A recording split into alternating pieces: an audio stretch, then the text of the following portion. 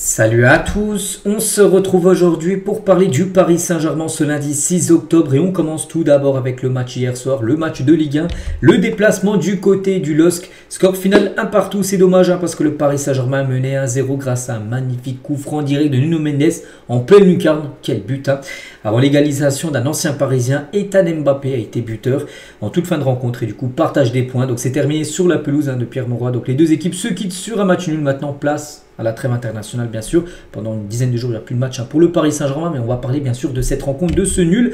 Donc tout d'abord au classement, ça donne quoi? Donc ça donne que le PSG reste toujours en tête, mais derrière ça revient fort, parce que Marseille et Strasbourg se sont imposés. Du coup le PSG 16 points, Marseille 15 points, Strasbourg 15 points. Notez également que Lyon, qui s'est incliné, a également 15 points. Donc voilà, pour l'instant c'est une Ligue 1 serrée, on est seulement à la 7e journée.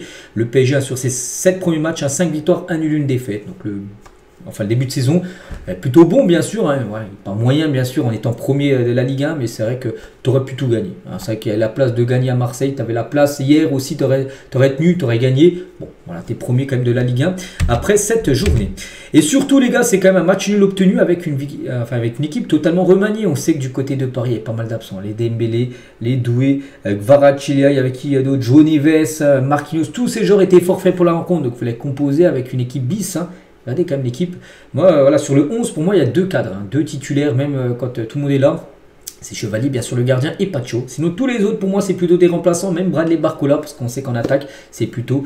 Quand tout le monde est là, bien sûr, Dembélé, Doué et Kvaratskhelia, bien sûr. Donc au milieu de terrain, les gars, il n'y avait ni Fabien Ruiz, il n'y avait ni Vitinha, il n'y avait ni João Neves. En défense, il n'y a ni Nuno Mendes, ni Hakimi. Ils ont commencé sur le banc. Bon, il y avait deux cadres, beaucoup de jeunes joueurs, N'Jantou, Maïlu, Mbaye, Beraldo, c'est des joueurs qui sont plutôt souvent sur le banc. Tu as quand même pris un point. Donc on va dire que c'est plutôt, bien sûr, une belle partie, on va dire, hier soir. Et concernant Luis Enrique, qu'est-ce qu'il a pensé, bien sûr, de cette performance? Donc, ça a été pareil il y a 2 ans. Je me rappelle que nous avions contrôlé le match jusqu'à la fin. Et à la fin, Lille avait marqué. C'est comme ça, il faut accepter cela. Mais je pense qu'on a contrôlé le match. On a marqué un très beau but. C'est toujours difficile de jouer ici à Lille. Il joue très bien. Il faut accepter ça. Voilà, ce match nul, c'est pas non plus une catastrophe, bien sûr. Il a parlé également de Nuno Mendes. Donc, c'est sa semaine. Il est différent. Tout le monde le sait. Aujourd'hui, on a priorisé la santé des joueurs. Les internationaux des matchs importants, c'est pour ça qu'il a fait beaucoup souffler certains joueurs comme 3 cadres qui étaient sur le banc, mais ils auraient pu être titulaires, par exemple Nuno Mendes, Hakimi ou même Vitinha, voilà les 3 là qui partiront les 2 avec le Portugal et l'autre avec le Maroc. Ils ont été sur le banc pour éviter, parce qu'ils vont jouer leurs 2 matchs en sélection, pour éviter encore qu'ils jouent encore 90 minutes hier. Donc je pense qu'après le match contre Barcelone, ils sont fatigués, c'était le moment de changer les joueurs et ils ont très bien fait en gros. Sur les jeunes joueurs, bien sûr, je suis très fier. Ils ont montré de la personnalité. Ils jouent ici à cet âge. C'est très difficile. On a de la confiance et on est fier. Toujours avec Enrique. Donc on s'est concentré aujourd'hui sur la santé des joueurs. Donc je crois que le repos que nous avons pu donner à certains aujourd'hui pendant les 60 premières minutes de ce match contre Lille est important pour eux, qu'ils avaient besoin de souffler. On sait qu'il adore. Il aime bien faire des changements, faire souffler le joueur. Parce que c'est qu'avec toutes les blessures, tu ne peux pas encore compter et faire jouer tout le temps le même genre de joueur. Parce qu'après, voilà, ça blesse, bien sûr. Donc tous les joueurs qui ont démarré le match ont fait une grande partie. C'est un stade dans lequel il est toujours compliqué, bien sûr, de gagner du côté de Lille. On continue, on va parler cette fois-ci de l'homme du match. C'est encore lui, 2 fois. Sur les 2 derniers matchs, c'est Nuno Mendes là contre Lille et contre le Barça. Il a remporté également le prix d'homme du match. Quel joueur, ce Nuno Mendes, il rentre en jeu peut-être à la 57e à peu près, 5-6 minutes après, il marque son magnifique but. Et sur ses 13 buts marqués cette saison en Ligue 1, le PSG a quand même inscrit 8 buts sur coup de pied arrêté. C'est quand même fort, 13 buts de Ligue 1 marqués, 8 ont été sur coup de pied arrêté, que ce soit sur coup franc, que ce soit sur corner, que ce soit peu importe, mais sur des coups de pied arrêtés, plus de la moitié des buts. Donc seul le Bayern Munich et Arsenal font mieux dans le Big 5, on va dire des gros championnats européens. Donc voilà, le PSG, avant, c'était pas trop un exercice où Paris était fort, les coups de pied arrêtés, sur corner, tout ça. Voilà, maintenant c'est plutôt un... Enfin, c'est un bonus maintenant, tu arrives aussi à marquer sur ce genre de situation. Et Mendes, il a dit heureusement, j'ai réussi à marquer, mais on aurait dû faire un peu plus. Un 0 à l'extérieur face à une équipe qui est bien, qui sait jouer au football, c'est compliqué. On était mieux en seconde période, on a eu beaucoup d'occasions. Les Lillois ont réussi à marquer sur leurs 2-3 occasions. Voilà, c'est comme ça, quand tu n'arrives pas à marquer le deuxième, à enfoncer le clou. Et bien souvent, dans le foot, on sait que c'est souvent comme ça, souvent tu te fais revenir, et c'était le cas hier. Et ce soir, c'est quand même, il le dit, 2 points de perdus. Je pense qu'on était bien. Mon but sur coup franc, c'est quelque chose qu'on travaille tous les jours au campus PSG. Ils s'entraînent souvent à l'entraînement avec ça. Aujourd'hui, j'ai réussi à marquer. Il faut continuer en plus son coup franc, les gars. Il y a la puissance, il y a la précision, il y a tout. C'est en pleine lucarne, il est sublime. Il sera considéré peut-être comme un... Il sera dans le top, je pense 10 des plus beaux buts de la saison, bien sûr, en Ligue 1.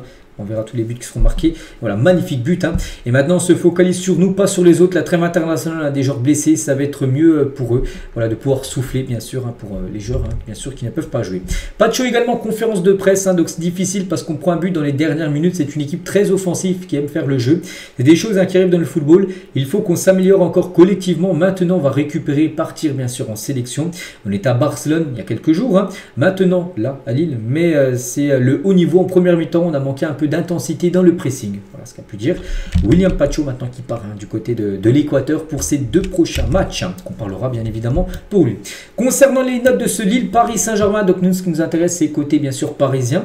Donc Chevalier 4, on va en parler juste après. Hein, de Chevalier, on continue avec Hernandez, gros match, hein, Lucas Hernandez, une note de 7, hein, Pacho 6, Zeremri 4, c'est Zeremri en plus capitaine. Bon, il joue encore une position. Je pense en plus que là il n'y a personne, il n'y a ni Ruiz, ni Vitinha, ni Fabien Ruiz, on se dit, ni Vitinha en plus, donc on se dit ouais, il va jouer comme milieu terrain, non il a joué défenseur droit. Bon, voilà, on sait que son poste hein, de meilleur c'est défenseur, enfin milieu terrain, il a joué à droite hein, pour remplacer Hakimi, mais voilà, ça n'a rien à voir avec Hakimi comme Zeremri.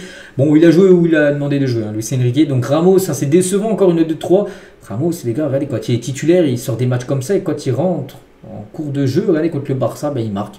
C'est que Ramos, c'est le super sub, c'est un super sub. Voilà, c'est un joueur qui doit jouer seulement 20-25 minutes parce que là, il est décisif. Quand tu le fais commencer dès le début du match, hein, c'est pas le même. Gonzalo Ramos, Barcola 4 aussi décevant. Et tiens, on revient, comme j'ai dit, hein, sur Lucas Chevalier.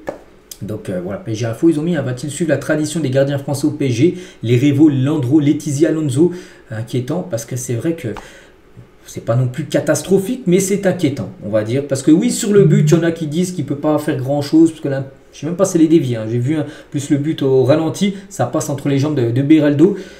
On pense qu'il peut faire mieux, oui, il doit faire mieux. Voilà, tu peux prendre un but comme ça si tu es en district, mais en professionnel, les gars, tu dois certainement faire mieux. Après, on se souvient, c'est pas la première fois. Contre Marseille, ça sortit. Contre Tottenham aussi, il avait aussi fait une boulette. Donc bon. Voilà, pour l'instant, il n'y a pas trop de conséquences, que pour l'instant, tu es premier en Ligue 1, en Ligue des Champions, ça se passe bien. Tu as gagné la Super Coupe d'Europe contre Tottenham, mais il ne faudra pas faire ce genre de mésaventures, on va dire, lors des matchs élimination directe de Ligue des Champions. Voilà. Donc moi, je reste toujours sur, pour moi, ça a été une erreur hein, de laisser partir Donnarumma. Je l'avais dit, hein, quand Donnarumma est parti, je dis non, il faut le garder. Bon, pour l'instant, Chevalier, on verra, mais voilà. On en reparlera d'ici quelques mois. On continue avec Vitinha. Donc il a disputé hier son 100e match de Ligue 1 sous les couleurs du PSG. Félicitations à Vitinha. Donc il a commencé sur le banc, c'est bien, parce qu'il jouait énormément Vitinha. Il avait besoin de souffler. Donc il a joué la fin de match. Hein. Donc voilà, 100e match hein, pour Vitinha. Concernant l'équipe type hein, de cette 7e journée de Ligue 1 parisien, donc c'est Lucas Hernandez voilà, qui est présent dans cette équipe type, bien sûr. Donc 6 ballons récupérés à Lille. Donc belle performance, bien sûr, de Lucas Hernandez qui a été remplacé par Nuno Mendes, bien sûr, avec son magnifique but. Ethan Mbappé, vous savez qu'ancien parisien, bah, il piège le PSG parce que c'est que Paris a causé nulle passe qu'Ethan Mbappé a marqué. Et à noter Kylian Mbappé, ancien joueur du PSG, bien sûr, hein, Kylian toujours meilleur buteur de l'histoire du PSG, était bien présent pour cette rencontre. Voilà, hier. Donc voilà ce qu'il y a à dire hein, sur ce Lille PSG. On ne va pas s'éterniser sur le match. C'est un match nul avec une équipe très remaniée. On espère que là, après la trêve, la plupart des joueurs pourraient revenir, hein, les Dembélé, les Doué, Kvaratskhelia, tout ça, normalement c'est de retour les gars. Donc voilà, on a hâte de retrouver l'équipe type voilà, de cette équipe parisienne là pour les prochaines rencontres. Et concernant les prochains matchs, donc là il n'y a pas de match pendant 11 jours. Hein, donc là on est le 6, prochain match le 17 octobre prochain contre Strasbourg. Ce sera le match de reprise au Parc des Princes. Ensuite il y aura un déplacement à Leverkusen. Ensuite ça sera du côté du stade de Brest et ensuite du côté du stade de Moustoir. C'est vrai que là bon, il y aura la réception puis après les 3 prochains matchs sera à l'extérieur. Hein, Leverkusen, Brest et Lorient. Donc voilà le programme des matchs bien sûr. Et après je crois début novembre, parce que là c'est seulement le programme du mois d'octobre. Début novembre, il y a la réception du Bayern Munich, qui est pour l'instant vaincu. Le Bayern, ils ont tout gagné. Ce sera un très beau test aussi pour l'équipe parisienne. Le programme pour cette semaine pour le PSG du 6 au 12 là. Donc lundi aujourd'hui entraînement, la même chose demain, entraînement mercredi, jeudi, vendredi, samedi et dimanche prochain, ça sera des jours off. Hein. Donc tout le monde n'est pas en sélection, hein, parce que oui, là il y a entraînement. Bon, il y en a beaucoup qui sont en sélection. Tous ces joueurs, il n'y aura pas entraînement parce qu'ils vont s'entraîner avec leur sélection, mais les joueurs qui n'ont pas été appelés, bien sûr. Entraînement, voilà, on peut voir le programme bien sûr de la semaine et les joueurs qui partent en sélection. Ben, voilà, on parlera bien sûr de leur performance. Notez, tiens, il y a des joueurs qui étaient forfaits hier que je vois. Kvaratskhelia a été forfait hier, il est bien présent. Neves également, il est bien présent. On espère qu'ils jouent très peu avec leur sélection pour éviter bien sûr toute blessure. Donc voilà, on souhaite bonne chance bien sûr à tous les Parisiens. Et on finit aujourd'hui avec Vitinha qui est nommé pour le titre de meilleur joueur de Ligue 1 pour le mois de septembre. On espère que ce soit lui. On a le choix entre lui, Florian Thauvin et Romain Del Castillo, un joueur de Brest. Donc là, normalement, dans la semaine, on saura qui sera le meilleur joueur. Donc pour le mois d'août, ça avait été un Parisien, mais un Parisien du Paris FC, Ilan Kebal, le joueur qui a remporté le prix. Donc là, peut-être Vitinha pourrait potentiellement remporter peut-être ce prix. Ce serait mérité, hein, parce que bien sûr, il est exceptionnel. Vitinha, donc voilà ce qu'il va dire hein, sur le PSG. J'espère que ça vous a plu. On se retrouve demain, bien sûr, demain mardi, hein, pour le prochain numéro. À demain.